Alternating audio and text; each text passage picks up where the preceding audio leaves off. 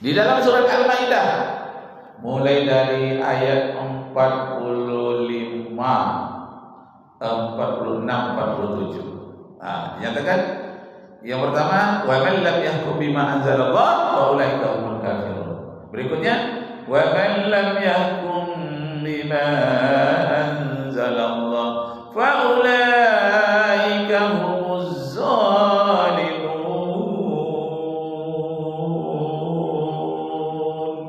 Siapa saja yang tidak berhukum kepada hukum Allah, dia adalah orang yang zalim. Jadi kalau dia tidak mau ikut hukum Allah karena ingin sewenang-wenang, dia disebutkan zalim. Kalau dia tidak mau mengikutkan hukum Allah karena dia tidak percaya, menganggap enteng hukum Allah, maka dia akan kafir. Adalah yang ketiga lagi, wa man lam yahkum bima anzalallah fa ulaika humul munafiqun. Siapa saja yang tidak mau mengikutkan hukum-hukum Allah karena dia tahu tapi tidak mau. Dia tahu tentang hukum Allah tapi tidak mau, mereka itu disebut munafik. Jadi kalau kita tanya, tahu kan? Kita tanya, tahu. Kok tidak dibuat? Enggak dilakukan? Ya malas saja enggak mau. Itu munafik. Tahu tapi tidak mau.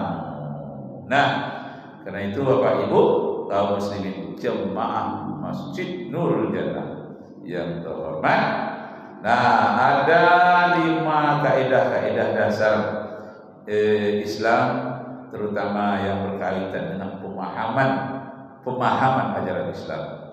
Nah, sebagaimana doa yang diajarkan oleh Nabi, Allahumma faqihna fid din. Ya Allah, berikan aku kedalaman pemahaman tentang agama. Allahumma 'allimna ta'wil. Ya Allah, ajarkanlah kepada kami penafsiran dari ajaran-ajaran Islam. Jadi bukan hanya diikut itu saja secara harfiah, tidak ditafsirkan lagi, harus ditafsirkan lagi, dipahami. Jadi salah orang yang mengatakan mari kita kembali kepada Al-Quran dan Sunnah, itu salah atau sombong. Yang benarnya mari kembali kepada ulama yang sangat paham tentang Al-Quran dan Sunnah. Nah, itu baru betul. Masa kita kembali kepada Al-Quran dan Sunnah aja kita tak paham isi Al-Quran? Kembalilah kepada ulama yang sangat paham tentang Al-Quran dan Sunnah. Apa akibatnya kalau kembali saja kepada Al-Quran dan Sunnah tanpa memahami? Akibatnya orang itu nanti putus asa. Misalnya, man kana fi hadzal a'ma wa huwa fil akhirati a'ma wa adalla sabila. Siapa yang butuh di dunianya butuh belum bisa di akhirat. Siapa yang buta di dunia, dia buta pula besok di akhirat, bahkan mendapatkan jalan-jalan yang sesat. Nah, padahal banyak orang buta yang alim. Ada sahabat Nabi namanya Abdullah bin Umi Maktum, buta dia, tapi orangnya taat sekali. Nah, orang ini kata Rasulullah, tidak buta besok di akhirat, dia mendapatkan cahaya terang benderang, hanya buta mata di dunia. Tapi kalau kita kembali kepada Quran, kepada harfiah saja, yang buta di dunia siapapun yang buta di akhirat dia tahulah besok. Itulah perlunya yafqahu fiddin, dipahami dulu apa maksudnya. Itu namanya alimna ta'wil, tafsirannya apa sebetulnya. Yang dimaksud dengan buta dunia itu apa? Yang dengan maksud buta akhirat itu apa? Jadi yang dimaksud buta di dunia itu bukan buta mata, tapi buta hatinya. Siapa yang buta hatinya di dunia, besok gelap ya di akhirat. Ya Allah, di akhirat dulu terang aku lihat kemana-mana. Kau jadikan aku buta sekarang di akhirat. Ya Allah, tak tahu jalan kemana pergi. Menangislah dia. Ya hasratana, aku menyesal ya Allah, ala ma farratna fiha. Rupanya hidup saya di atas dunia seperti orang buta, sia-sia hidup saya. Walau mataku melihat, tapi aku seperti orang buta. Wa hum yahmiluna awzarahum ala zuhurihim. Dia pun disuruh memikul dosa-dosanya yang banyak di atas punggungnya.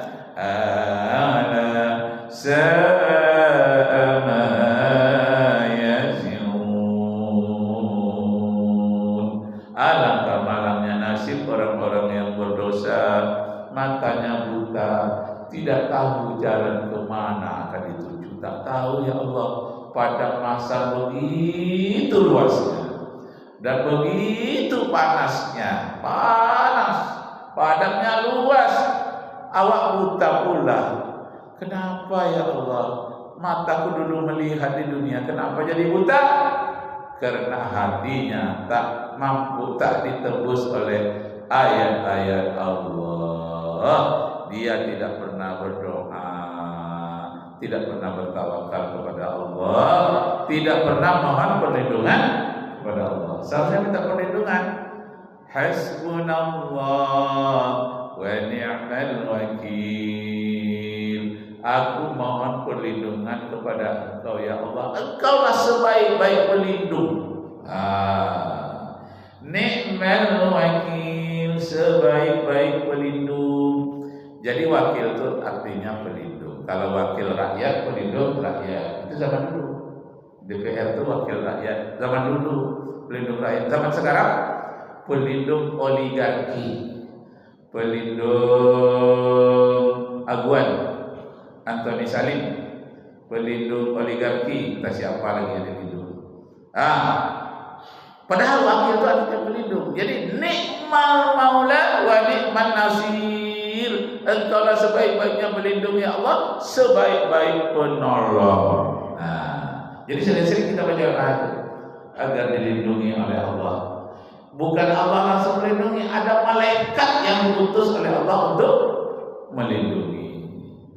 Ayah saya zaman penjajahan Jepang di Kampar, ayah saya masih remaja waktu itu, masih sudah dewasa juga, umur 20-an.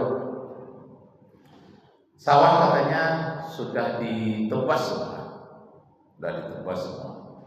Datang orang Jepang itu, orang semuanya berlindung, tapi ayah saya ini terlambat dia berlindung. Maka apa katanya?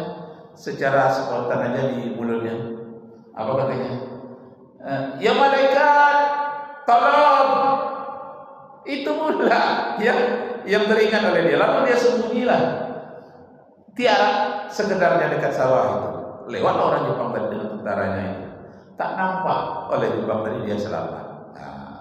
Lalu teringat oleh dia, katanya nanti kalau saya punya anak, saya kasihlah namanya salah seorang yang bernama malaikat. Jadi lahir saya diberikan nama salah satu nama malaikat. Malaikat rakib pula dipilih. Sampai sekarang ya malaikat lindungi saya katanya. Kok saya bilang malaikat, kenapa tak ya Allah langsung katanya. Itulah katanya secara fitrah terlompat saja dari mulut saya gitu. Selamat katanya, masya Allah. Diberilah anaknya salah seorangnya nama malaikat ya. Nah, jadi memang ada malaikat Bapak Ibu yang melindungi kita. Ada malaikat itu namanya Abdul Jabbar. Malaikat yang melindungi kita ada, diperintahkan oleh Allah, ada namanya Abdul Jabbar. Itu sebabnya kalau orang mau dirampok orang, atau kebakaran, atau terlempar ke dalam laut karena gelombang itu besar, banyak orang kata ya coba Ya Allah yang Maha Perkasa. Kebetulan malaikat yang melindungi kita itu Abdul Jabbar pula namanya. Kalau Al-Jabbar saja itu salah satu dari Asmaul Husna. Apa Asmaul Husna itu?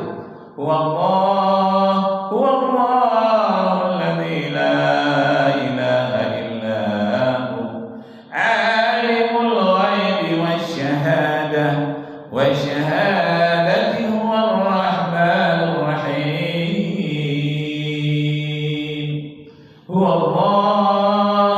Huwallahu alladzi la ilaha illa huwal malik. Al-Malik yang memiliki segalanya. Al-Malik Al-Qudus As-Salamul Mu'min Al-Muhaimin. Al-Muhaimin juga Maha melindungi. Jadi banyak wakil juga melindungi, Maula melindungi, Al-Muhaimin juga melindungi. Sehingga ada orang bernama Al-Muhaimin. Ada? Pernah ada nama orang Muhaimin? Muhaimin Iskandar ya. Al-Muhaimin itu nama sifat Allah Maha melindungi. Al-Malik Al-Qudus As-Salamul